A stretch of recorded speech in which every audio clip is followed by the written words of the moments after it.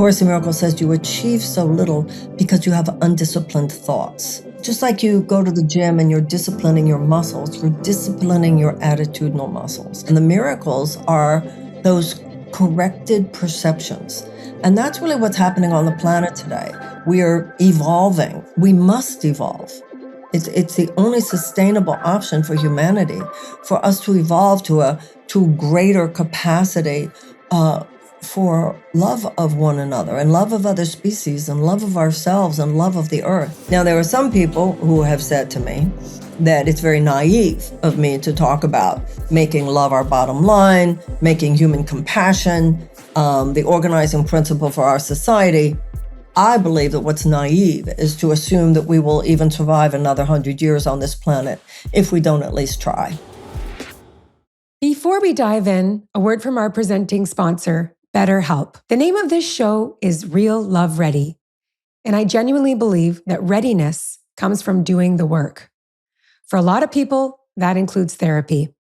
BetterHelp makes it accessible by providing licensed therapists online whenever you need it. Head to betterhelp.com/loveready for 10% off. That's BetterHelp.com/loveready. Hello, my friends, and welcome to this very special episode of the Real Love Ready podcast.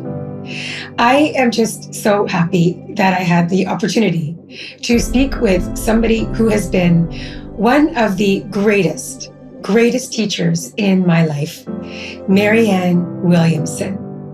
What Marianne has been doing for the last 4 decades has been teaching the world about the principles of a book called A Course in Miracles and how do we live more lovingly.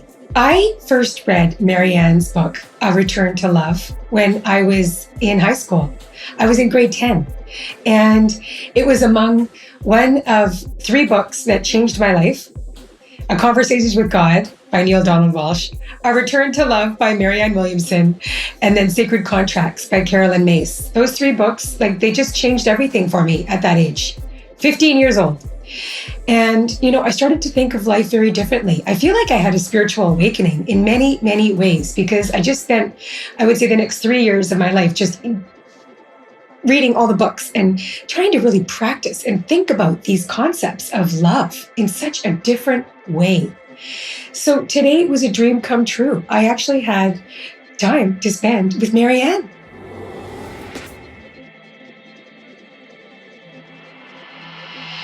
Hello, everyone, and welcome to the Real Love Ready podcast. Marianne, I have dreamed of meeting you in person. We have actually met before a few times. You may not remember, but you've been in my orbit, and so you've had a huge influence in my life since I was a teenager. So I just want to say I am eternally grateful for this opportunity of spending this next half an hour with you. So thank you for being on our podcast. Thank you. I'm honored to be here, and I look forward to the conversation. Your book changed my life. I'm sure you've heard a lot of people say this to you, right, Marianne? How your work has been so profoundly impactful, and you introduced me to the Course in Miracles, and so just like Marianne, like I said, this is a dream come true. So thank you. Well, thank you, and of course, Return to Love is reflections on the principles of A Course in Miracles. So I am as impacted by those principles as you are. And I was as excited when I was first introduced to them as you were. And that's why I wrote the book. So I think we just take in the material, pass it along as you are doing now, having accumulated and accrued wisdom in your own life. And now you're through this podcast passing it on. And I think that that's kind of the glory of it all, how nature works, It is the glory of it all. I mean, your work, your life has been dedicated to love, to teaching people about love. That in itself is profound, Marianne. I mean, I feel like that has been my mission for a long time. My first work career was around love, was as a matchmaker and love coach. My business at the time was called Locate Your Soulmate, thinking that, there's one person out there that could make us happy. That one soulmate. Locate that soulmate. And here we are. The evolution of my business is now, it's called Real Love Ready. And what we endeavor to do is bring people closer to being like what real love really is and leading our lives through love. Can we go just maybe back up and just talk about A Course in Miracles, Marianne? Can you, because I just finished it. Okay. It's been a lot of years. I've had the Course in Miracles in my dresser, in the side table, opened it, read a couple passages and put it back. And I have to say, like, here I am, 48 and a half years old, and I finally finished it in the last 2 months. Like I read it, I've gone through it and I'm integrating and living it now. So for those that don't know what the Course in Miracles is, can you tell us about it? A Course in Miracles is not a religion. It has often been referred to as a self-study program of spiritual psychotherapy. It is based on universal spiritual themes. Its goal is the attainment of inner peace through forgiveness, really, through dismantling a thought system based on fear that dominates this world and the acceptance instead of a thought system based on love. Now, that sounds like almost common sense, but it's actually a radical positioning. You talk about bringing up the topic of love. Well, it's astonishing how much resistance that conversation can meet. It is so, Yes. the Course in Miracles says your problem is that you do not believe in love. Your problem is that you do not believe in love only. We are willing to say, oh, yes, I understand we should love each other. I understand we should forgive each other. I understand all of that. But then here's real life, blah, blah, blah. And so as long as we see what we call real life as the source of all that is good, all that is important, even when that analysis is loveless, then it's always going to be an idol that falls in some way. So it's not as easy as it sounds to say, I'm going to put love first in this situation. And also, when it comes to personal relationships, and particularly intimate personal relationships, the mind has all kinds of excuses for why setting the boundary, having the standard, whatever, these weird ways that the mind can work to convince us that forgiveness is in fact not appropriate here. I'll be a doormat if I forgive this person. I'll be too vulnerable if I forgive this person. When in fact, we find that it's not like love doesn't have the capacity to say no. It's not like love makes you psychologically less astute. And so whether it has to do with relationships among countries or whether it has to do with the most intimate relationships, really mining the deep, deep layers of our own consciousness for our own blocks to love and releasing them is not only the most radical, but I think the most important work that we can do in the world today. Absolutely. I fully agree. It's all about training our minds to think differently, isn't it, Marianne? Well, yes, and this issue of training, it's training our attitudinal muscles, just like you train your physical muscles. You go into a gym and there's physical gravity, and the physical gravity will pull down your muscles. So you do accumulated repetitions of anti-gravitational force, right? With a machine or with a weight or whatever. The internal training is analogous to that. There is attitudinal gravity, anger, negativity, cynicism, withhold, all the different ways that we just fall into the lower thought patterns of the world. And we have to train our attitudinal muscles to counter that. We have to train ourselves to living in this world today, living in this world really for a very long time. By the time we're a very young age, our instinctive response to life is to blame rather than to bless, to judge rather than to accept. We go around subconsciously figuring out whether or not people are worthy of our love all the time. But the Course in Miracles says you think you're going to understand somebody to know whether or not they're worthy of your love. But until you love them, you don't really understand them.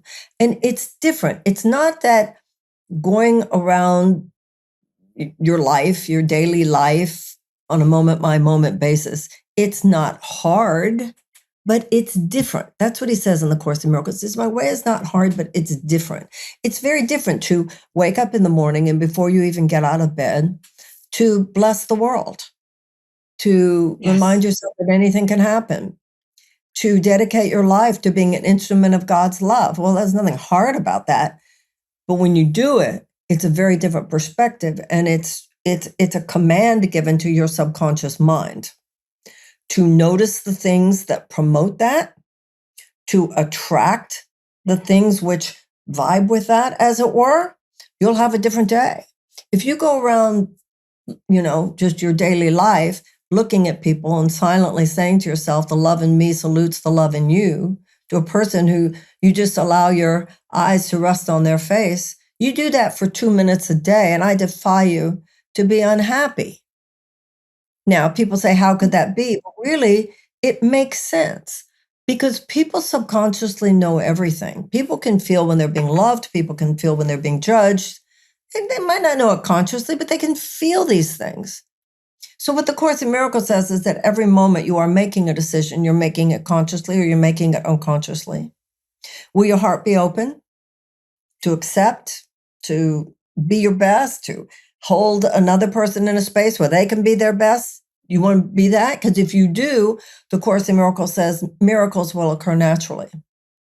If you don't do that, if you instead close, because once again, you're going to make the decision consciously or subconsciously.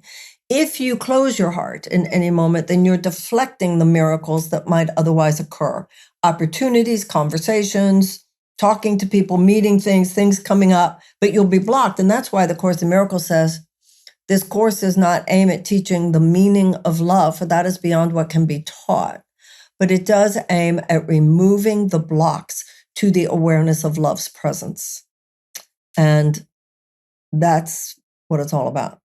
And then the Course in Miracles says that every person we meet, it's all part of an highly individualized curriculum, that every situation represents a situation you've been in before, and you have an opportunity to play it at least as well. But you'll also have the temptation to fall back into default patterns of lovelessness, or the very least, a kind of emotional laziness. The Course in Miracles says you achieve so little because you have undisciplined minds. A lot of times we would say to ourselves, well, I didn't, mean to not love that person. A woman once said to me years ago, she said, well, I didn't mean to hurt you.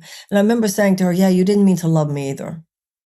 And the Course in Miracles says there's such thing as a neutral thought. So if we're not proactively seeking to be agents of love and blessing, then our minds are being used by the collective downward spiral that's taking us and the world into places of lovelessness in our lives. Yeah. So, Marianne, you ran for president twice. Yes, I did. Yeah, my goodness, Marianne Williamson. When I'm Canadian, and of course, and I've been following you since I was 15 years old. So, of course, my closest friends, we were watching, and of course, rooting for you. And what incredible thing that you did. The courage that took, and you were doing it in such with love, and how that translates differently than obviously the situation the U.S. is in right now, which is absolutely the opposite of love. Well, we are not at this moment in my country making our bottom line, our organizing principle, either democracy or humanitarian values. And that has put us in a very dangerous place, not only within our country, but also in relationship with other countries. Your own prime minister has spoken to that very eloquently, very powerfully. And many Americans believe in what Mark Carney has said, and have great respect for what he has said, because you have to stand up to a bully. You can't just acquiesce. He's absolutely correct about that. And I've traveled internationally quite a bit over the last few months in my work. And Mark Carney is seen in many places in the world now. He's seen as the leader of the free world right now, really voicing what so many advanced democracies outside the United States are feeling about this terrible rupture, this terrible disruption that President Trump has introduced into these alliances, where a nation can no longer trust another nation's word, or a nation can no longer trust that another nation will really be there for me, even though we've made an agreement, we're allies, right? If, in fact, the purpose of our lives is to try to be good, to live with integrity, to live with ethics, this should apply to our collective behavior as much as to our individual behavior. In our individual lives, we ask ourselves, is this the right thing to do?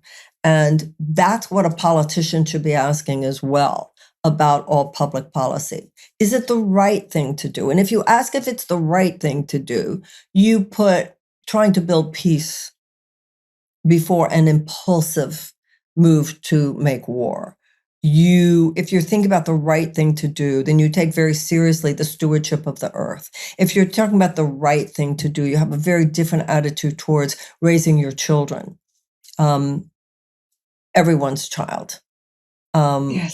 You put the education of children, the well-being of children, people's health care, people's opportunity, the eradication to the best of our ability of unnecessary human suffering. That's what love does. Love is not just a word. Love is an action. You can't just talk about justice. You have to do justly by others. And I think we're seeing, not just in the United States, but we see in many places where putting other things before love gets you. I think that we're living at a time where this is a question not just for one country, but really in terms of the evolution of the species. We will either evolve to a more compassionate paradigm in the ways that we treat each other, treat ourselves, treat the earth, treat the very possibilities of our grandchildren to thrive.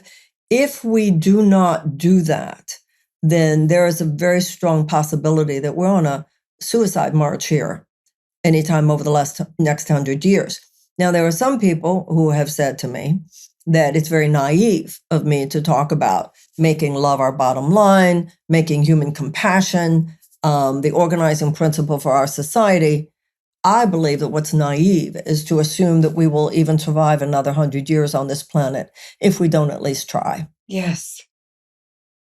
And so individually, Marianne, like people ask me this question often. It's like, okay, well, how am I in my everyday experience? Like, I'm a good person. Like and I'm surrounded by beautiful people. I really am, very loving people.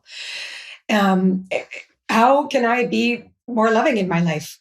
Like, I'm doing pretty good right now, and if we are, like, we all contribute to the collective, right? So how can we be more loving in our individual lives so that we are contributing to a more loving world? Most of us, even if we are loving people, think of ourselves as loving people, most of us have blind spots. And most of us have blocks. So I think that's important for all of us to realize. Really, are you so sure that you've got it together all the time? Because we are, as part of this highly individualized curriculum, we are constantly being introduced, as it were, by nature itself to people with whom it's not always easy to love. If you're being kind to me and I'm being kind to you, it's easy for us to be enlightened, right? But life's not always like that. People are going to be rude. I was today, just little things. I went into a cafe and I asked if she could warm up the quiche. And she said no. And I was in a hurry. I had to meet my daughter and her daughter at her doctor's appointment. And it was very clear to me that she just didn't want to help me. And I watched my mind. I was in judgment. I did choose to walk out from that place. It didn't seem to me there was any really reason for me to stay there. But I noticed that I held on to my judgment of that woman. And Yeah. then I taught myself, that's what the training is, which is the Course in Miracles says when you're having a judgmental thought about someone, imagine that a sword is falling over their head, but know that there's really nothing outside you. So when that sword is falling on their head, it's falling on yours. So let's just consider the possibility that that woman has a harder life than you know and had a worse day than you know. Just consider the possibility.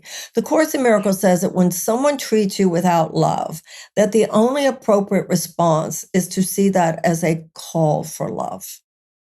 And one of the words that really means a lot to me, I think it's such a beautiful word, is mercy. Mercy Mm. doesn't mean they didn't do anything wrong. It just means have some mercy. Wouldn't you want someone to have mercy on you for the moments when you have not been your best? Yes. And so we all catch ourselves. I think of myself as a loving person, but I had that bitchy thought about that woman as I left today. Yeah. And you Yeah. catch yourself and you're going, well, just drop that right now, because these are the little things. It's these little things that just become the tenor of your life experience. And if you just decide that you're going to enter in, I don't know, maybe if I had entered the store with more, hi, how are you today? I don't know. I don't know. I wasn't rude to her. I said, do you heat that? But my point is, even on these little granular levels, Yeah. most of us, if we're honest with ourselves, have blocks to love more than we know. Now, I know that you in your work talk about intimate relationships. And in intimate relationships, there's a line. It's not from the Course in Miracles. I think it was Sandra Ray who first said it, that love brings up everything unlike itself. Mhm. And I think a lot of modern psychotherapeutic notions in the world today have done more harm than good. There are a lot of trendy thought forms that do more to teach people to build walls between ourselves and others than teach us how to dissolve walls. And when we're talking so much more about how to set boundaries than how to forgive one another, we're in trouble. And I Yes. think I've seen that in my own life. And I think that there's a great awakening now to the idea that talking about love is not less psychologically astute. It's more psychologically astute. If you make love your goal, you wake up in the morning, you think of the person that I can't tell you how many times in my work I would say, I don't want a show of hands because I don't want to embarrass anybody. But for those of you who slept with a lover or a mate last night, have you prayed for their happiness today? Mm. When they walked out the door this morning, did you remember just to tell them how fabulous they are? And we talk about doing this with children. Make sure you build up the child's self-esteem. But let me tell you something. Grown men and women need their self-esteem built up also. And so many Yes. times when it comes to intimate relationships, when I think of all the therapists who said to me over the years about a man in my life, is he giving you everything you need, Marianne? You know what? I paid for that. I needed more people to say to me, are you giving everything you can in this relationship? Yes. It was always What are you about me. bringing to the relationship? Yeah. What are you bringing? Are you showing were you your best this week? Were you a sanctuary for him this week, or were you a stress point for him? And a lot of the stress points that I was for him was because I was thinking in some of these terms that have become kind of modern truisms, and that I now at this point in my life see were actually very emotionally dangerous and kept love at bay. I remember Yes. there was a man many, many years ago, and he left me and he was dating someone else. And I said to him, you just like her because she tells you how great you are all the time. To which he responded, yeah, I think that has something to do with it. Like, Yes. And you're yeah, like, well, what the heck? And so, Marianne, in that example, are you thinking, well, she's just petting your ego? yeah, But, I and you think, know. I right? know. And you're I like, know. well, actually, she's probably treating you really well, That's like exactly right. maybe. So let's talk about ego, because this has been, I think, a very misunderstood part of us. How does the Course in Miracles describe ego, and also this idea, Marianne? Because when I first picked up the Course in Miracles, it was very hard for me to understand how everything is either love or fear. And I'm like, what does that mean? Or ego and right? And how ego and fear are the same, or you know what I mean? Can you please break down this big concept for us to Well, understand first it? of all, there's a semantic issue here because the Yeah. way the word is used in the Course in Miracles is different than the way it's sometimes used. I had one therapist who talked about negative ego and positive ego. So the way the Course in Miracles uses is the way the ancient Greeks used it. It's the very idea that you are a small, separated, isolated self. So sometimes people talk about you can have a healthy ego. Well, you can have a healthy personality, but if you're talking about the language of the Course in Miracles, you can't have a quote unquote healthy ego. But that's just a different use of the word. So the Hmm. Course in Miracles says that you are like sunbeams to the sun, thinking you're separate from other sunbeams. That is the ego, the thought that you're separate from something from which you cannot be separated. There's no place where one sunbeam stops and another starts. Same with a wave in the ocean. If you think of yourself as a tiny wave separate from the rest of the ocean, how can you not live in constant terror of annihilation? How can you not live in constant terror that another wave is going to come annihilate you? But if instead you realize there's no place where one wave stops and another starts, then you're like, I'm one with the ocean. I move, it moves, it moves. I move. The power of the ocean is mine. The power of the ocean is not a danger to me. So I think sometimes, actually, Yeah. particularly with romantic love, we think, and it's true, we're longing for it, and yet we have our dukes up to a certain extent from the very beginning. You better treat me right, or whatever, and we are so afraid to recognize that, there's a line in the Course, there is no love but God's. Whether it's a friend, whether it's a lover, whether it's a mate, whether it's a child, whether it's a parent, we want to cultivate this kind of namaste consciousness, the love in me, the Christ in me, the God in me, the good in me, whatever salutes that good in you. Now, there are some people who would say, if you do that, you will not have healthy boundaries. You'll be enmeshed with people. You'll be codependent with people. I think the opposite is true. Because when you are one with the sacred and with holy love, you're smarter, not dumber.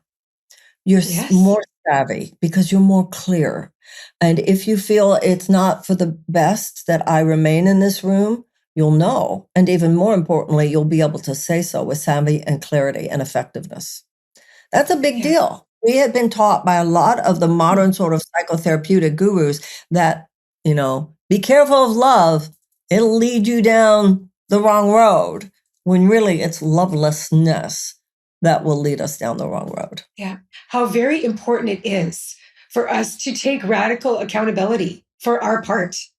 And as human beings, that's hard to do. Like, yeah, It's a but that's what it's required. There's that line, it's not from the Course. I think, again, that might have been Sound Ray, tell the truth as soon as you know it. We all make mistakes, and Oh, yeah. sometimes we're afraid to admit it. And I think that for whatever reason, with that deep love, we are, it's so odd. You find yourself sometimes behaving your worst with the people you love the most. Mm. But number one, if you pray, if you meditate in the morning, this idea that those who pray together stay together is not a joke, because to pray together is to take the vibrations of your energy and align them, just like it's a spiritual ballroom dancing. That's literally getting on that same page, right? With your shared intention. May we Yes. see the love in each other today. May we see the good in each other, because the ego mind, which is the will to separate from God, from each other, the ego's peak experience is your suffering. So the ego will always be out after the first phase of a relationship. I don't like the way you left the toothpaste open on the sink. I don't like the way you didn't put out the garbage when you said you would. To have that intention, we are going to focus on that which is good. We are going to focus Yes. on the fact that we are intentional about loving each other. Now, does that mean that you won't mention that the garbage wasn't taken out? Not necessarily, but it will deeply affect, number one, whether you say it, because he might like figure that out himself. So you'll sort of know intuitively. Number two, even if you say something, when you say it and how you say it will make all the difference. Because if you're scolding it like a mother, if you are sharing from a place of just your feelings without any sense of condemnation or judgment, that'll be a share that actually works. So when you have that intention to love, that means an intention to see the good. It's not, the Course in Miracles talks about the holiization of a relationship. It doesn't mean your stuff's not going to come up, my stuff's not going to come up. It is going to come up. It doesn't mean you're going to be a perfect person all the time. It doesn't mean I'm going to be a perfect all the time. But it does mean we are conscious enough to know that's why we're here, is to heal of those things. And the detox, a spiritual detox, is like a physical detox. Stuff has to come up in order to be released. But if we just go around rejecting people all the time because they weren't perfect human beings, or trying to put a mask on ourselves because we're afraid they're going to say we're not perfect human beings, then we're just doomed. And to say in love, when you say doomed to failure, means doomed to suffering. And learning these tools make a huge difference. Let's pause for a moment. This show is sponsored by BetterHelp, and I want to take a few seconds to talk about them. One of the things I keep coming back to in my own life and in many of the conversations we've had on this show is that a lot of us were never actually taught how to talk about what we feel or how we feel. We learn to manage, to perform, to keep things moving. But naming an emotion out loud, especially the hard ones, that is a learned skill. And for a lot of people, it doesn't get learned at home. Therapy for me has been one of the places I've learned how to actually build that vocabulary. It's where I've been allowed to slow down and figure out what's really going on underneath the surface. BetterHelp makes that work accessible. You fill out a short questionnaire, you get matched with a licensed therapist, and meet with them online, however works best for you, by phone, video, or messaging. And if the first match isn't quite right, you can switch. Whether you're someone who's been in therapy for years or who's never opened that door before, you can give it a look. Visit betterhelp.com/loveready for 10% off. That's BetterHelp.com/loveready. I love what you said, Marianne, around your spiritual detox means that the stuff has to come up in order to be healed. And the only way we can do that is through relationship, right? It's like we are each other's healers. Well, and the Course in Miracles says every situation is a relationship. I mean, that woman at that cafe today was a relationship. If I can't figure out how to be more merciful to her, how do I expect nations that are killing each other to do any better? Yeah. So on the weekend, I went to a comedy show, and the comedian was telling a story of how he was driving around Victoria and took the turn really quick and almost hit a man walking through the pedestrian, walking through the crosswalk. And that's pretty oops, right? Big oops. And he was like, kind of gave him like the look of like, I'm sorry. And the guy got really mad, this pedestrian, and ended up spitting on his windshield.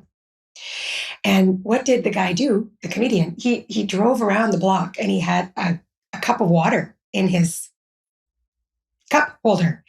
And he said it was from McDonald's, so it was a paper cup. Doesn't matter. And he catapulted this water at this man, as revenge. And everybody was laughing hysterically at this. And I thought, that is not a joke. Like, that is violence. Water is water. But all of it was just perpetuating this. And I thought, this is how... States, you better be real careful before you do anything like that.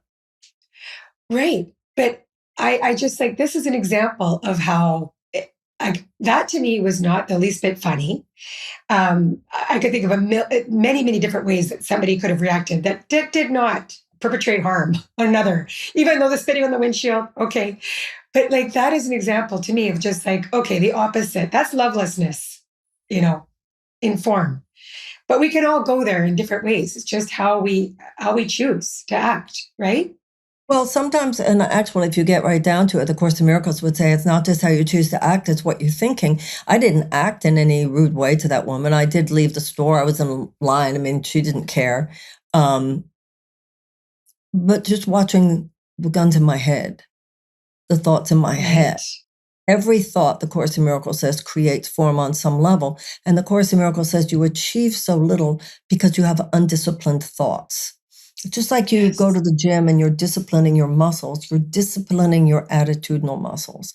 And Yes. this makes us miracle workers because the Course in Miracles says in the presence of love, miracles occur naturally. And the miracles are those corrected perceptions. And that's really what's happening on the planet today. We are evolving. We must evolve. It's the only sustainable option for humanity, for us to evolve to greater capacity for love of one another and love of other species and love of ourselves and love of the earth. Now, there are a lot of people who will put that down, call it woo-woo, call it kooky, call it simplistic. But I think we are also seeing in the world today the alternative.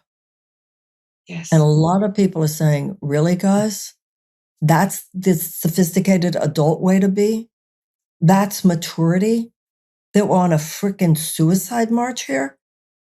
Yeah. What we could be doing environmentally, what we could be doing with weapons of mass destruction, what we are doing between and among peoples, that I'm supposed to look at and go, well, that's what the grown-ups know we need to do.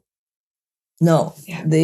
I love how the Course in Miracles says, love restores reason and not the other way around.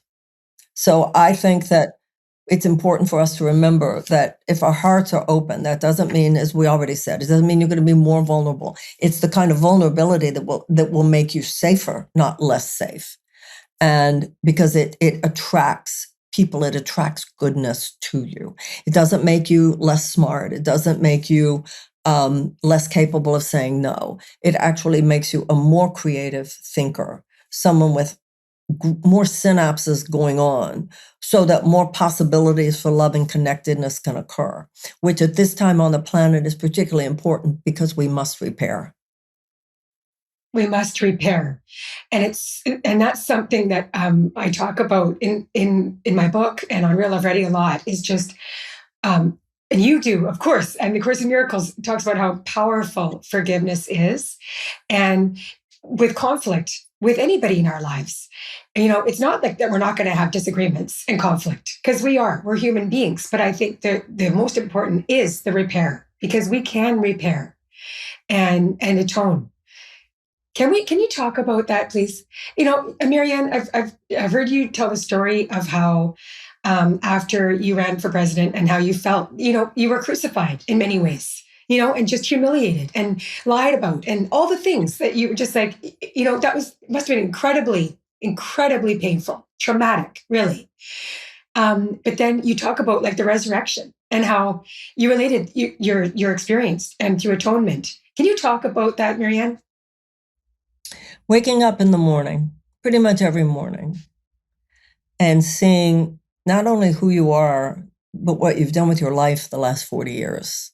Mocked, derided, lied about, smeared, laughed at, internationally, by people who don't know anything about you, No. have never read your books, don't know anything about your work. And to know that this is a vicious character assassination that was perpetrated by people for whom that's the way you do business in politics. You simply want to get somebody out of the conversation that you don't want there, that you find inconvenient. You've already decided it's going to be this person, so we don't want anybody listening to that person. And they create a doppelganger of who you are, an alternative narrative to the life that you have lived. I read somewhere it's a narrative that will be quickly consumed and easily maintained. Now, still, the Course in Miracles says you are 100% responsible for your experience. And if you don't take 100% responsibility, then the price you will pay is that you can't change it. So to great extent, I allowed that to happen because one of the lessons you learn in politics is that if you don't establish who you are in people's minds, then someone else will come and take the space. So I had naively assumed two things. I had naively assumed, number one, that because I was well known in a subculture, that had a broader there was a broader knowledge base of who I am than there was. And that was naive on my part and not very well thought out. And the other thing is that in 2020, I had a chance to have debates. I'd had a chance to be on MSNBC and CNN. I had a chance to be on a CNN town hall. So I thought, no, I'm going to have a chance to show who I am. Mm-hmm. And I was blacklisted by the powers that be. I call it a political media industrial complex. So I did not have any of those opportunities. So in the absence of an opportunity to show who I was, those who wanted to paint a picture of who I'm not, came in. Now, I'm fully responsible for that, however. So that needs to be clear here in terms of a conversation about A Course in Miracles. I was naive. I was not responsible to myself. And also, this is another one in terms of the Course in Miracles, which is, it's hard to say this is a Course in Miracles student, but I didn't fight back enough. Mm-hmm. And what I realized that means, I'll give you an example. This was in 2020, I was on a television show with Anderson Cooper. And he had been very nice to me before. But what would often happen is people would encounter me and have good things to say. And then whoever it was would say, no, she just got to you. She's, it's like witch burning in Scotland. I was going to say, it's like witchy. That sounds very witchy. Exactly. So I'm on live television. Millions of people are watching, and this man is ambushing me. So I did the right thing as a Course in Miracles student. I prayed. And the sentence I got was, in my defenselessness, my safety lies. But I think I sort of misinterpreted that because I kind of went quiet. And what I should have done more of was naming certain facts. It didn't have to be like a fight, but there could have been much more, well, actually, Anderson, blah, blah, blah. I did to some extent, but not as much as I needed to. I think I have learned that spirit, like I said before, sometimes love says no. I could have responded to many things that I didn't respond to. Somebody told me that there is a Japanese expression for like when somebody's got a water hose at you, throwing at you, you go like that. So, and especially if there's 5%, one of the things that they really do with women is, and it was, like I said, like witch burning and the misogyny. She's crazy. She's mean. She's mean. She's a witch. Classic, she's a witch. But it's so. Did I ever? I did. That if it's even think 5%, then you're so overwhelmed with shame. Anyway, I think that there's so much talk in the world today about women. We are seeing what's happened to the world when there's a overly masculinized perspective, and that this balance must occur. And we talk about women leaders, but I think there are responsibilities that come with that. Power is not easy to wield. There are lessons of power I certainly learned, and that includes, as much as anything else, making sure you have women around you, yes, to your right and to your left, because what can happen is if you try to speak about certain things, such as the love we're talking about in the public sphere, there are those who, for all kinds of reasons, do not want that conversation there. And they will mock it. And that includes many women who have internalized that patriarchy. They've internalized the misogyny. So women will come after you as much as men. You have to, before you even go out into that field, talk to your women friends. Make sure they're to the right, to the left, in front of you, and behind you. If so-and-so says something and you know differently about me, will you say so? Will you speak up? Because I think a lot of times women are afraid. If they've made her radioactive, then if I speak up, I will be radioactive. So that was what the experience was in many ways. But at the end of it, as you referred to, I knew that if I didn't own my part, own my mistakes, and forgive others for theirs, that I would become very bitter in my aging and angry, what they did to me type shit. And so, yeah, to go through that brutality, and it was brutal.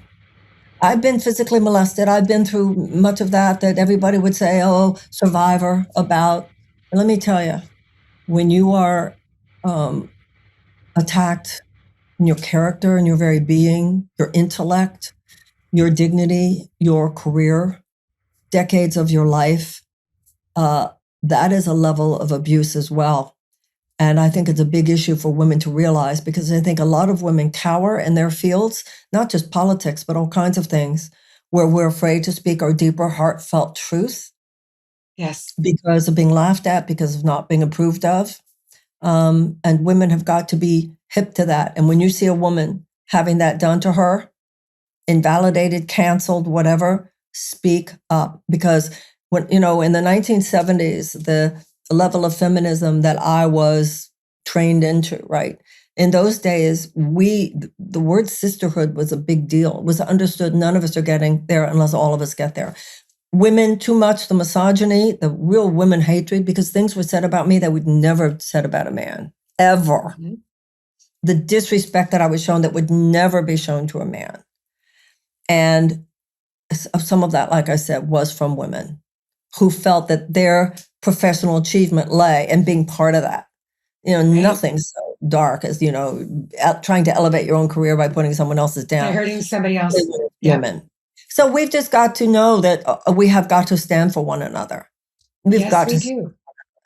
And I think that was a lesson I learned, and that I hope we'll all learn together.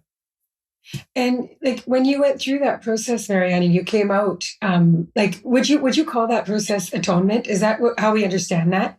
Yeah, atonement. Yes, atonement is when you realize what was your part. And let me tell you something, the ego just wants you to be attacking someone. And so once you realize, like, for instance, the head of the political party, the FBI had warned me of certain things, and I didn't take it seriously enough. How can you not take the FBI seriously? But I didn't. Then the head of a party told the person in my campaign, let her have her fun, make some money, make sure she doesn't get anywhere. Oh, boy. That was very naive of me not to be hipper to what was going on. So I can spend all my time hating on him, or realize you didn't have to hire him. You should have known better. And I was afraid to fire him because then the press goes crazy, et cetera. You could have handled it much more maturely. You didn't have to hire him, and you could have handled it more maturely. So you have to take. Now, then the second phase that's so difficult is hating on yourself and forgiving yourself. Yes, that is harder. It's harder, isn't it? It's as hard. Yes. It's hard. But this is what we're all growing into. And then that gets into all the spiritual parts about, the Course in Miracles says to be born again is to go into any moment without the past, because the Course in Miracles says what was not love did not exist, except in this hallucination that you got a lot of other people involved in. And if you carry what the Course in Miracles calls those shadow figures with you into the present, then your future is going to be doomed to be like it.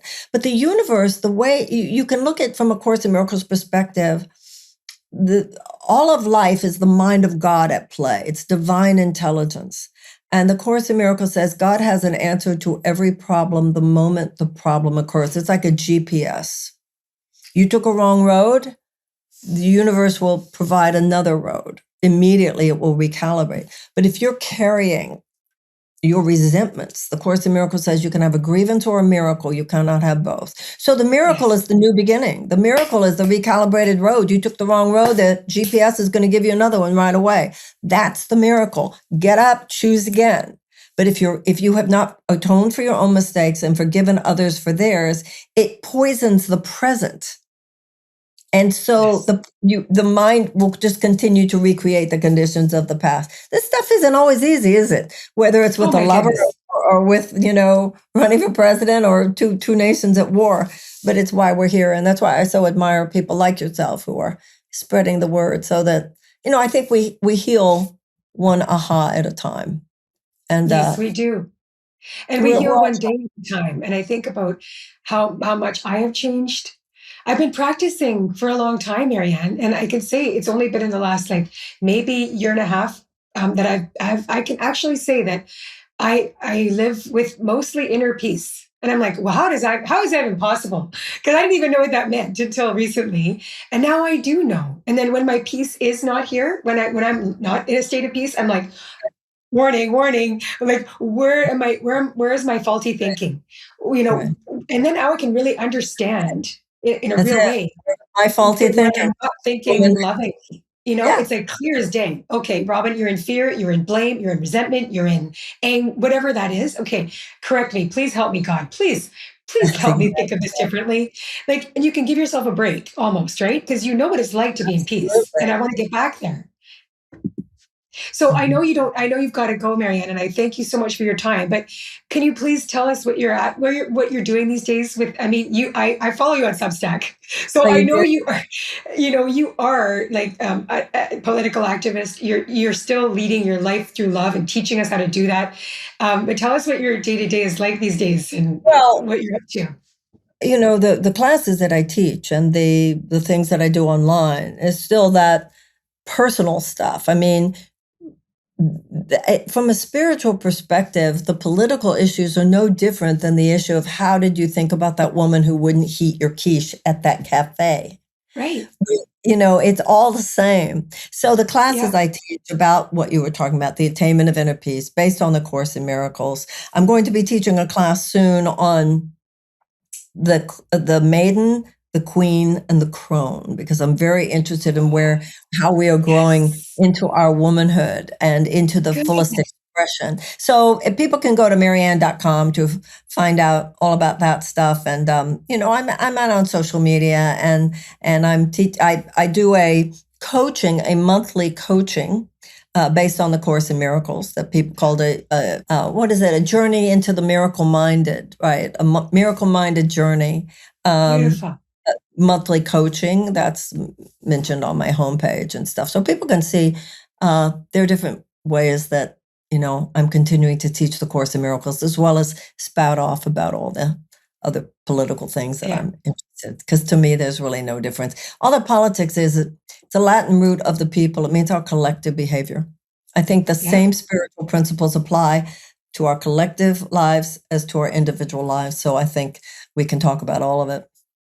Yes, we can. We can absolutely talk about all. Nothing's off. Well, Marianne, I'm giving you so much love from my heart and Thank you. with my whole being. Send you lots of love. Thank you so much. God bless you, honey. Bye. You too. The Real Love Ready series is a Soul Print Media production, presented by BetterHelp, hosted by me, Robin Ducharme. Executive producers: Robin Ducharme, John Kim, Tara Malhotra Feinberg, Hilary Swanson. Senior producer: Miriam Debbie Talbot. Producers: Tara Malhotra Feinberg and Maya Anstey. Directed by Miriam Debbie Talbot. Edited by Susie Landers O'Connell.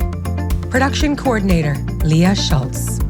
Post sound mixing: Christian Deutsch.